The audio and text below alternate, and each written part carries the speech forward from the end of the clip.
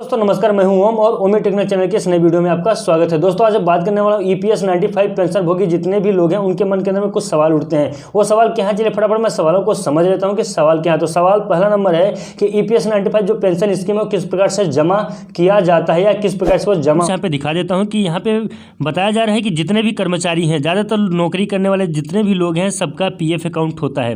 तो जो जिसका पीएफ अकाउंट होता है उसके साथ साथ में ईपीएस अकाउंट भी होता है, यानी कि पीएफ अकाउंट यानी प्रोविडेंट फंड, और इसके साथ में कर्मचारी का कर्मचारी पेंशन स्कीम ईपीएस अकाउंट होता है। इसे पेंशन फंड भी बोलते हैं। हर महीने एम्प्लॉय के अकाउंट में पेंशन की रकम जमा होती है। यह रकम कर्मचारी की कंपनी के खाते से जमा होती है, लेकिन अक्सर लोग कंफ्यूज रहते हैं ईपीएस का पैसा कब निकाल सकते हैं। कुछ शर्तों के साथ ईपीएस से पैसा निकालने की इजाज़त होती है, लेकिन आइए जानते हैं इससे जुड़ा हुआ सब कुछ कि क्या होती है, कौन कौन सा शर्त होता है और कब निकाल सकते हैं, कैसे निकाल सकते हैं ईपीएस 95 चलिए जान लेते हैं कि पेंशन स्कीम कैसे जमा होती है। तो मैं आपको बता दूं कि ईपीएफओ के मौजूद नियमों के मुताबिक कर्मचारी हर महीने अपनी सैलरी का 12% ईपीएफ अकाउंट में कंट्रीब्यूट करता है। वहीं एम्प्लॉई भी इतनी आपको प्रोविडेंट फंड अकाउंट में डालती है।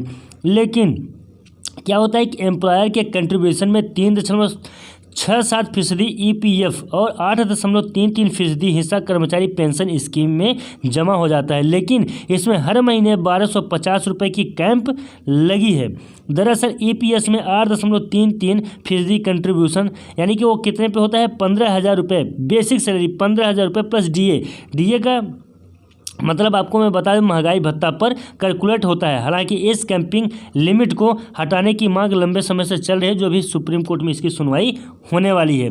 तो दोस्तों ये हो गया ना कि आपको 12% जो करता है तो 3.67 एक तरफ हो जाता है और 8.33 पीएफ वाले में चला जाता है। तो ये किस में करता है, 15 जो बेसिक सैलरी होता है 15,000 रुपये और उसका डीए यानी कि महंगाई भत्ता के ऊपर से ये कटता है। अब चलिए देख लेते हैं आगे देख रहे हो तो कैसे मिलता है पेंशन सर्टिफिकेट। तो दोस्तों यहाँ पे सर्विस के 10 साल पूरे होने पर कर्मचारी पेंशन सर्टिफिकेट ले सकता है। इस सर्टिफिकेट में पेंशन योग्य सर्विस, सैलरी और नौकरी छोड़ने पर दी जाने वाली पेंशन की रकम का जिक्र होता है। अगर किसी व्यक्ति के पास 10 साल या इससे ज़्यादा की सर्विस का स्कीम सर्टिफिकेट है तो ईपीएस के तहत वो 58 साल की उम्र से मासिक पेंशन का हकदार बनता है। हालांकि उसे 50 साल की उम्र से अर्ली पेंशन के लिए आवेदन करने का भी अधिकार मिल जाता है। ये मैंने ऑलरेडी एक वीडियो में बता चुका हूँ कि 50 साल की उम्र से किस प्रकार से वो अर्ली पेंशन उठा सकता है, किस प्रकार से वो मिलेगा। यानी कि जो इसका वास्तविक में एज होता है वो 58 होता है। 58 से उसे मिलने लगता है। वो 58 की उम्र में जब पहुँच जाता है तो वो पेंशन का हकदार हो जाता है। तो दोस्तों आइए जानते हैं इस वीडियो का सबसे महत्वपूर्ण प्रश्न क्या है कि क्या ईपीएस विड्रॉल पर टैक्स कटेगा या नहीं कटेगा। तो देखिए मैं कुछ मतलब श्योर तो नहीं रहता है कि कटेगा कि नहीं कटेगा, लेकिन ये जो स्क्रीनशॉट के माध्यम से यहाँ पे बताया गया है मैं आपको बता देता हूँ कि ईपीएफओ के retired assistant commissioner A K. Shukla के मुताबिक ईपीएस खाते से एक मुश्त अगर विड्रॉल टैक्स के दायरे में आता है तो हालांकि ये जो है तो अगर एक मुश्त आप निकालते हैं एक ही साथ में अगर पूरा निकाल लेते हैं तो विड्रॉल टैक्स के दायरे में आता है। हालांकि इनकम टैक्स कानून में इस बात को लेकर स्थिति साफ नहीं है कि यह टैक्स कितना होगा या किस आधार पर यह कटेगा।